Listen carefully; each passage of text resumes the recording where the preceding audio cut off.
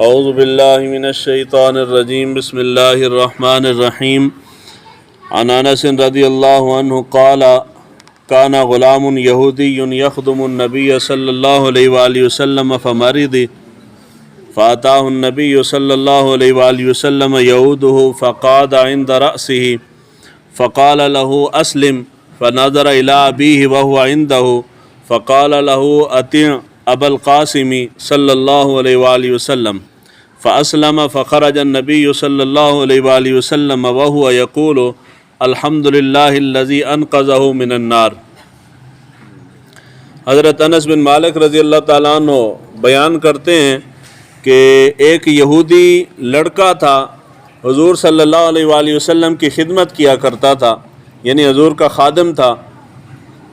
وہ بیمار ہو گیا، حضور صلی اللہ علیہ وآلہ وسلم اس کی عیادت کے لیے تشریف لے کے گئے۔ حضور صلی اللہ علیہ وآلہ وسلم اس کی چارپائی کے سرہانے کی طرف اس کے پاس بیٹھے اور حضور صلی اللہ علیہ وآلہ وسلم نے اس کو فرمایا کہ اسلام قبول کر لو۔ اس کا والد اس وقت وہاں پہ موجود تھا۔ لڑکے نے اپنے والد کی طرف دیکھا تو اس کے والد نے کہا کہ ابو القاسم کی بات جو ہے اس کو مان لو، قبول کر لو۔ بس اس نے اسلام قبول کر لیا۔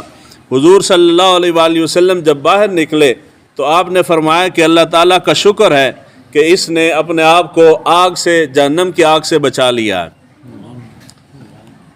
ابو القاسم حضور صلی اللہ علیہ وآلہ وسلم کی کنیت ہے، حضور کے شہزادے تھے قاسم، ان کے نام پہ ابو القاسم ہے۔ حضور صلی اللہ، یہ مسئلہ جو ہے یہ اہم ہے، سننے والا ہے۔ ایک یہودی حضور کا خادم ہے۔ ہمارے ہاں مسئلہ یہ بن گیا ہے، ہمیں دوسرے مسلک والے سے بھی ہاتھ نہیں ملانے دیتے۔ اے جی وہابی ہے، فلانا شیعہ ہے تو فلانا دیوبندی ہے، تو سلام بھی لیا تو نکاح ٹوٹ جانا ہے۔ اے جری روش ہے نا، یہ روش درست نہیں ہے۔ حضور صلی اللہ علیہ وآلہ وسلم کا خادم ہے اور وہ خادم یہودی ہے۔ حضور صلی اللہ علیہ وآلہ وسلم ایک یہودی کی عیادت کے لیے بھی تشریف لے کے گئے ہیں، تو یہاں آپ کسی دوسرے مسلک والے کی عیادت کے لیے جائیں تو طوفان برپا ہو جائے سوڈی کے اندر۔ اجی استاد جڑے نے فلانے بندے دی عیادت واسطے گئے سن، یہ طریقہ جو ہے یہ خلاف سنت ہے۔ حضور صلی اللہ علیہ، اگر آپ کہیں کہ جی اس نے اسلام قبول کر لیا تو اسلام اس نے بعد میں قبول کیا ہے۔ جس وقت حضور تشریف لے کے گئے تب تک اس نے اسلام قبول نہیں کیا تھا، وہ یہودی تھا، اور جب وہ خدمت کرتا تھا تب بھی وہ یہودی تھا، اس نے ابھی تک اسلام قبول نہیں کیا تھا۔ تو حضور صلی اللہ علیہ وآلہ وسلم نے دعوت دی، یہودی ہونے کے باوجود، عیسائی ہونے کے باوجود، اس زمانے کے جو لوگ تھے یہودی عیسائی، وہ مختلف وجوہات کی بنا پہ زبان سے اقرار نہیں کرتے تھے، کلمہ نہیں پڑھتے تھے، مگر اس بات کا ان کو یقین تھا کہ یہ محمد جو ہیں یہ اللہ کے سچے رسول ہیں۔ اس کے اندر ان کو بھی شک کوئی نہیں تھا۔ کافروں کا معاملہ الگ ہے، مگر اہل کتاب کو یقین تھا کہ حضور واقعی سچے رسول ہیں۔ تو اسی لیے جب حضور نے اس لڑکے کو دعوت دی اسلام کی تو والد چونکہ تھا یہودی مگر سمجھتا تھا کہ حضور اللہ کے آخری اور سچے رسول ہیں، تو اس نے کہا کہ اس سے زیادہ خوش قسمتی والی بات کون سی ہو سکتی ہے کہ نبی آخر الزمان میرے گھر میں آ کے میرے بچے کو خود اسلام کی دعوت دیں۔ تو اس نے موقع غنیمت جانا اور اس نے بیٹے سے کہا کہ اسلام قبول کر لے، تو بیٹا خوش قسمت تھا، اس نے اسلام قبول کر لیا۔ یہاں پہ مسئلہ غیر مسلموں کے ساتھ تعلقات کا ہے۔ غیر مسلموں کے ساتھ تعلقات میں پہلی اصطلاح استعمال ہوتی ہے ذمی کی۔ ذمی وہ غیر مسلم ہے جو مسلمان ملک کے اندر اس کا قانون تسلیم کر کے، اس کا آئین تسلیم کر کے رہتا ہو اور اسلامی ریاست نے اس کو امان دے رکھی ہو، وہ ذمی ہے۔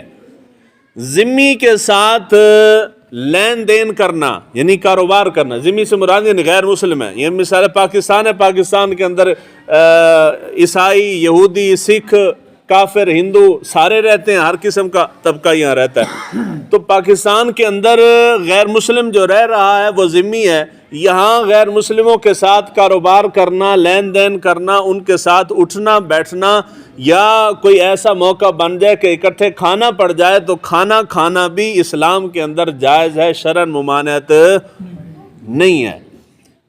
یعنی غیر مسلم کے ساتھ آپ بیٹھ کے کھانا کھا سکتے ہیں بشرطے کہ کھانا حلال ہو، کھانا حلال ہو تو آپ کھا سکتے ہیں۔ دوسرے نمبر پہ آ جاتا ہے جو ہمارے ہاں گھوڑے کو اور کھوتے کو ایک ہی لاٹھی سے ہانکتے ہیں، فقہی اعتبار سے، شرعی اعتبار سے کافر کا اور مرتد کا حکم الگ الگ ہے، ہیں دونوں کافر مگر ان کا حکم الگ الگ ہے۔ مرتد کہتے ہیں ایسے شخص کو جو پہلے مسلمان ہو اور مسلمان ہونے کے بعد کسی بھی عمر کے حصے میں وہ اسلام کو چھوڑ دے اور کوئی اور مذہب اختیار کر لے، اس کو مرتد کہتے ہیں۔ یعنی پہلے مسلمان تھا، بعد میں وہ عیسائی ہو جاتا ہے جی، یہودی ہو جاتا ہے جی، سکھ ہو جاتا ہے، اللہ نہ کرے ہندو ہو جاتا ہے یا قادیانی ہو جاتا ہے، تو وہ مرتد ہے۔ جو اسلام کو چھوڑ دے وہ کیا ہے؟ مرتد۔ مرتد جو ہے وہ واجب القتل ہے، اس کو قتل کر دینا واجب ہے۔ اس کے ساتھ جو ریاست کا معاہدہ ہے وہ ختم ہو جاتا ہے۔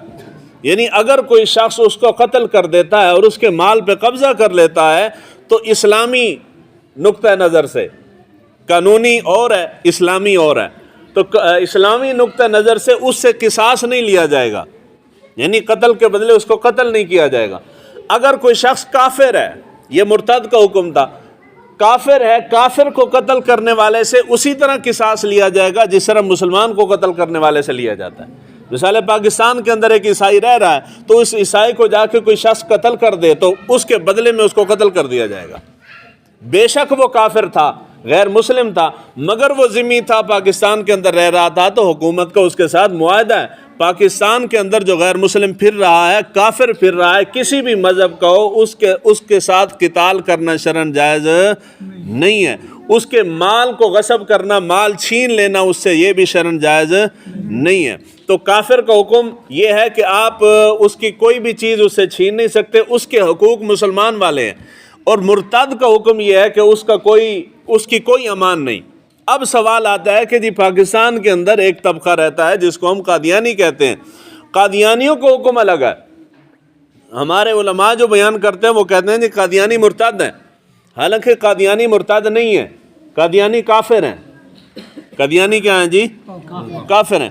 اگر آپ ان کو مرتد کہیں گے تو پھر یہ سارے مسلمان، پاکستان کے جو کروڑوں مسلمان بیٹھے ہیں، ان کے اوپر واجب ہے کہ قادیانی جہاں زمین کے جس خطے میں ملے، جس علاقے میں، جس صوبے میں ملے، پکڑ کے قتل کر دیں۔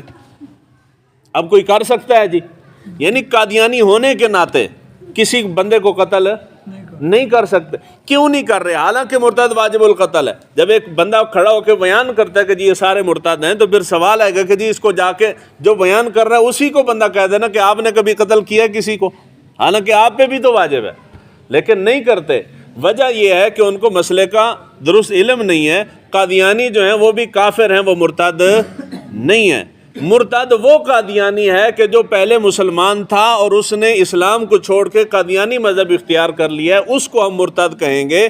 اس وقت جو پیڑھی قادیانیوں کی پاکستان کے اندر رہ رہی ہے، ان کے آباء و اجداد ہوں گے قادیانی، جنہوں نے اسلام کو چھوڑ کے قادیانی مذہب اختیار کیا ہے۔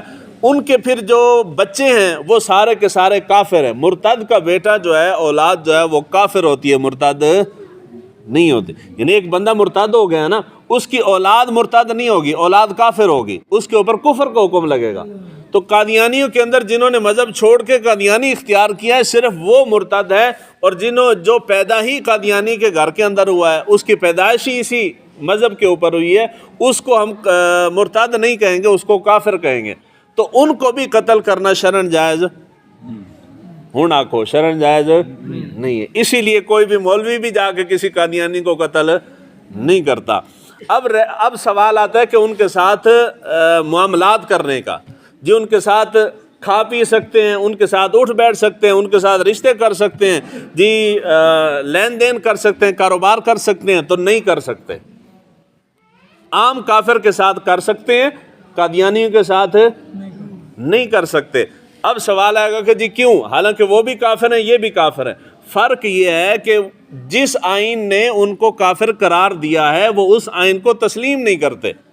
اگر آئین کو تسلیم کریں اور وہ یہ اقرار کریں کہ واقعی ہم کافر ہیں، اس کے بعد یہ سارے معاملات جو کافر کے ساتھ کرنے جائز ہیں وہ قادیانیوں کے ساتھ کرنا بھی جائز ہے۔ اب وہ اپنے آپ کو کافر قرار ہی نہیں دیتے، اپنے آپ کو کافر تسلیم ہی نہیں کرتے، وہ کہتے ہیں کہ جی ہم مسلمان ہیں۔ تو وہ دھوکہ دینے والے ہیں. تو دھوکہ دینے والے شخص کے ساتھ احتیاط لازم ہے. وہ جو اپنے آپ کو مسلمان کہہ کے مسلمان شو کر کے ہمارے بیچ گھس رہا ہے وہ لوگوں کو گمراہ کرے گا. اس لیے جب تک کہ وہ اقرار اپنے آپ کے خود کے غیر مسلم ہونے کا اقرار نہ کریں تب تک قادیانیوں کے ساتھ کوئی کاروبار لین دین کرنا جائز نہیں ہے. رہ گیا سوال کھانے پینے کا، تو غیر مسلم کوئی بھی شخص ہو اس کے ساتھ کھانا پینا شرعاً جائز ہے. کسی کے جھوٹے سے بھی کوئی چیز ناپاک نہیں ہوتی. مثلا عیسائی نے، ایک عیسائی شخص تھا، اس نے پانی پیا ہے تو اس کا جھوٹا پانی جو ہے وہ ناپاک نہیں ہے. کوئی غیر مسلم ہے، ہندو ہے، سکھ ہے، وہ کوئی چیز کھا پی لیتا ہے تو اس کی کھائی ہوئی یا استعمال شدہ چیز جو ہے وہ ناپاک نہیں ہوتی. قرآن مجید فرقان حمید نے انما المشرکون نجس کہا ہے کہ مشرک جو ہے وہ نجس ہے، ناپاک ہے، پلیت ہے. اس سے مراد یہ نہیں کہ اس کا جسم پلیت ہے، اس سے مراد اس کے عقیدے کی اندر کی پلیتی ہے، اندر سے پلیت ہے. بظاہر اگر اس کا جسم پاک ہے تو پاک ہے، اس کے ساتھ کھا پی سکتے ہیں. کوئی سوال جی؟